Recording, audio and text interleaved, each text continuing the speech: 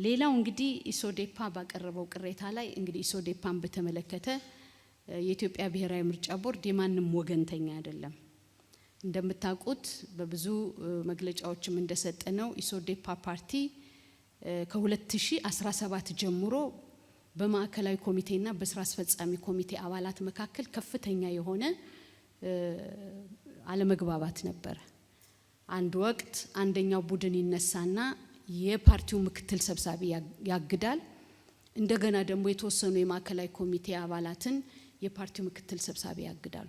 ስለዚህ የኢትዮጵያ ብሔራዊ ምርጫ ቦርድ የቦርዱን መተዳደሪያ ደንብ ያየ ይሄ በስርዓቱ የታገደ ስላልሆነ አልቀበልም ብሎ ከሁለቱ ወገኖችም የቀረቡትን እግዶች ውድቅ አድርጓል። ለምሳሌ አንድ ወቅት የፓርቲው ምክትል ሰብሳቢ ያቀረቡትን ሌሎቹን የማዕከላዊ ኮሚቴዎች እገዳ ሲያግዱ ይሄ በህግና በደንቡ መሰረት አይደለም ብሎ ቦርዱ ውድቅ አደረገ። ምክንያቱም ያግዱና ሪፖርቱን ለቦርዱ ስለሚያመጡ ቦርዱ ያን ሪፖርት ለመቀበል በመተዳደሪያ ደንቡ መሰረት ካልሆነ ምላሽ ይሰጣል። በቦርዱ ውሳኔ ቅር ስለተሰኙ ወደ ፍርድ ቤት ሄደዋል። ከፍተኛ ፍርድ ቤት ሄዱ። ከፍተኛ ፍርድ ቤቱም የቦርዱን ውሳኔ ያጸደቀ። ጠቅላይ ፍርድ ቤት ሄዱ። ጠቅላይ ፍርድ ቤቱም የቦርዱን ውሳኔ ያጸደቀ። በሌላ በኩል ደግሞ እነዛን አቷን ባንድ ወቅት ታግደው የነበሩት የማዕከላዊ ኮሚቴ አባል ደግሞ ምክትል ሰብሳቢውን አግደናል ብለው አልመጡ። ቦርዱ አሁንም አየና ትክክል አይደለም ብሎ ውድቅ አደረገ።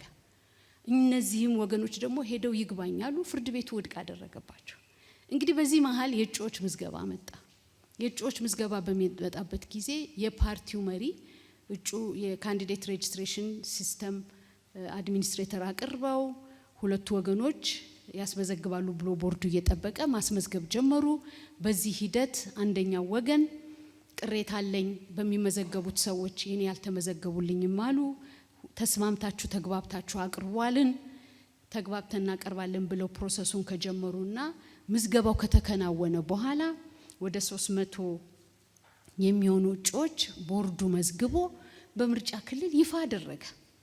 ሰርቲፋይ አድርጎ ይፋ አድርጎ ከለጠፈ በኋላ አንደኛው ወገን የማዕከላዊ ኮሚቴ ወይ ስራ አስፈጻሚ ኮሚቴም ናቸው ሄዶ ፍርድ ቤት ከሰሱ።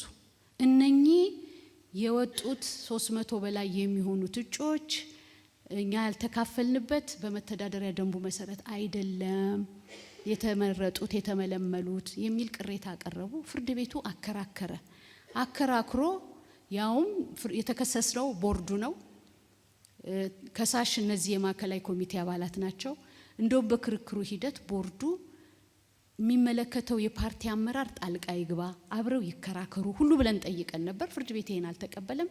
ክርክሩ ቀጠለ። መጨረሻ ላይ እነዚህ 300 በላይ የተመዘገቡት ቦርዱ የመዘገባቸው በአግባብ የተመዘገቡ ስላልሆኑ ይሄ ምዝገባ እንዲቆም ብሎ ፍርድ ቤት ወሰነ። ይሄ ውሳኔ ሲደርሰን ሁለቱንም ወገኖች አነጋገርን።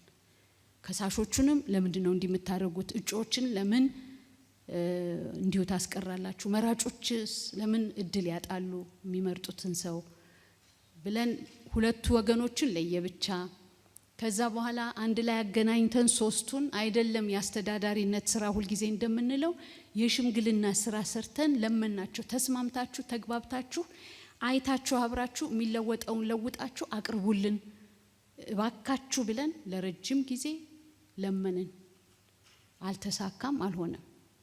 ቦርዱ ይሄንን ውሳኔ የፍርድ ቤት ውሳኔ ነው የመፈጸም ግዴታ አለበት።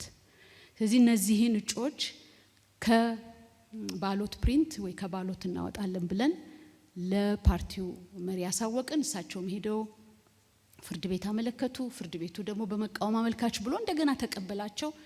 በዛም ክርክር ሂደት ለምንድነው ተስማምታችሁ እጩዎቻችሁን ማታቀርቡት ሚል ጥያቄ ፍርድ ቤቱ ለሁለቱም ወገኖች አቀረበ። ፍርድ ቤት ላይ መስማማት አልቻሉም። ፍርድ ቤቱ አሁንም ደግሞ መጀመሪያ በሰጠው ውሳኔ ጸንቶ ከምርጫ ውጪ እንዲሆኑ ተደርገዋል እንጂ ቦርዱ አንዱን ወገን ደግፎ ሌላኛውን ነቅፎ ያደረገው ስራ የለም፣ ሊያደርግም አይችልም። የነበረው ሂደት ይሄንን የሚመስል ነው። ሁሉም ያውቁታል፣ ለሁሉም ግልጽ ነው። ይሄንን ለማለት ነው።